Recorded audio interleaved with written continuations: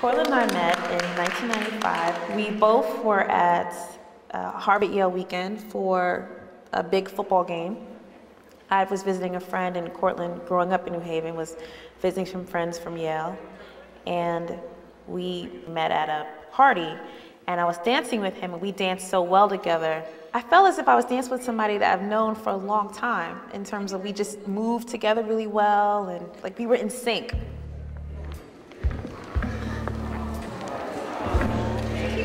If this world were mine, I would place at your feet all that I own. You've been so good to me. If this world were mine,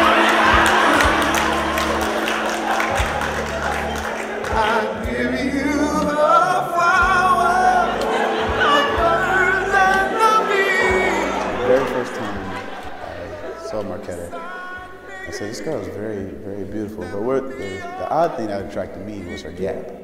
It was just so attractive. When she smiled with the gap, it was so beautiful that I had to approach this girl and dance with her. Because her smile and her personality, the cheekbones and everything was just totally a total package.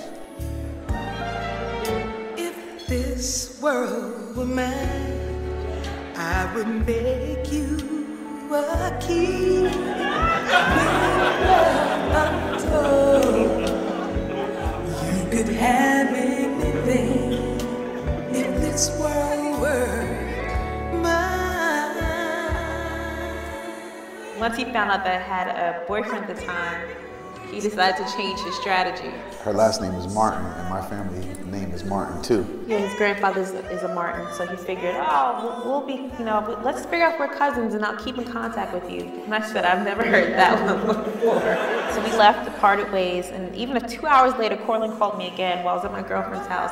And I said, who is this calling me at 6 o'clock in the morning? And it was Cortland, like, I just want to tell you that. Just want to say, get back to Boston safely, and I'll call you. After that, he called me at school, and we continued to be friends and chat. But we lost contact around from the end of the semester. And then later on that summer, I was at Great Adventure with some friends, and I took a trip to Mountain Creek, but on the way to Mountain Creek, my friends, we got lost, and we drove for 5 hours trying to find this place. So we ended up saying, okay, let's just go to Six Flags. And while we was at Six Flags, I kept on seeing this girl that looked very familiar. And on the way leaving, my friend asked me to play a game for her. And it was a basketball game. Now, if I would have missed, we would have just went straight to Connecticut. And I would never saw Marquetta at the time. But on the way to the exchanging the gift, I saw Marquetta again. I told my friend, I said, that's her, that gotta be her. So I went over there and asked her, do you go to school in Bentley? And she was like, yes. We hadn't seen each other in almost a year. Although we hadn't spoken in 3 months, I'd only met him that one time, and maybe for half an hour max. Said, oh, Cortland from Connecticut, Yale party? Oh yeah, oh yes. I knew exactly who he was and was very excited to see him. She gave me a hug and was like, I just saw your number the other day and I was gonna give you a call, and she gave me her number. And the next day she called me. She called me, I remember, about 8 o'clock that night. You remember? Mm-hmm, about 8 o'clock that night, and we was talking for a long time. And we've just kind of been together. Yeah, long distance, ever since. Ever since.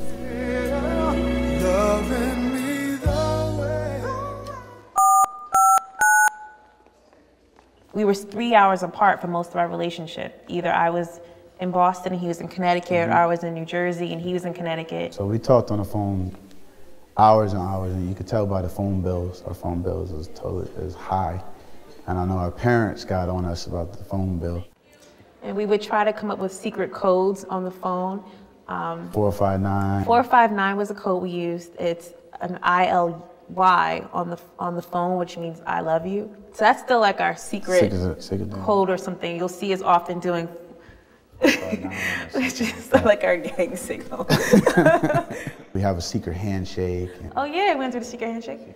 Okay, this, and then wait. Oh yeah, this, and then.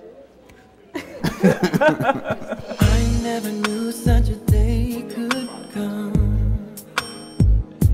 and I never knew So we were at my friend's wedding, Rhonda and Charles, and we ended up going to New York for the weekend. I never knew what my life was for. And while we were in New York, we went to do all of my kind of favorite things. And then we went to Central Park and we rode on the carousel. I never knew till I looked in your eyes. I wasn't complete till the day you walked into my life. While we was in the park walking around having a good time, I was looking for the place where I was going to propose. And it was a hill that you see on TV all the time.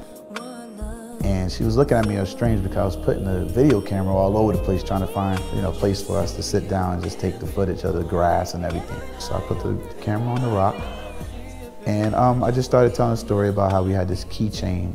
When I first started dating, I brought her a keychain and how she lost it. And I wanted to replace it.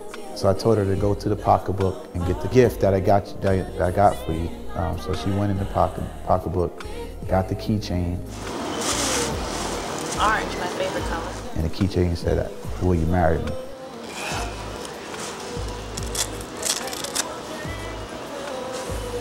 And I got on my knee, and with her just crying, I already knew the answer was yes.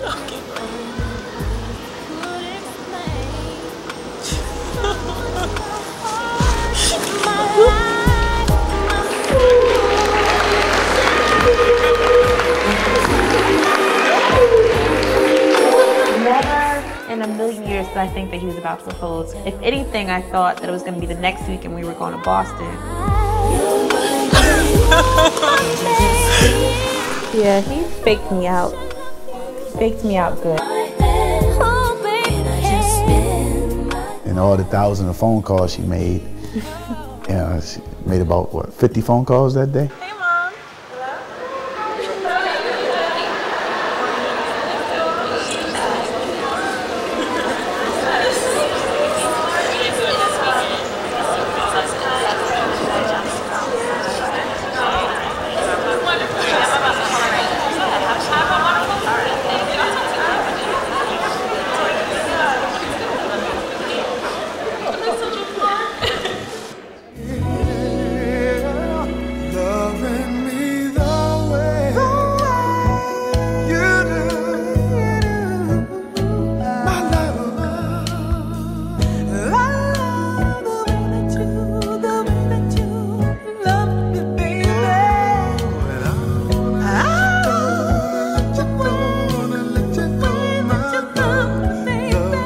You always feel as if God kind of pulled us together, and that a bunch of coincidences led to us hooking up. The world would be yours.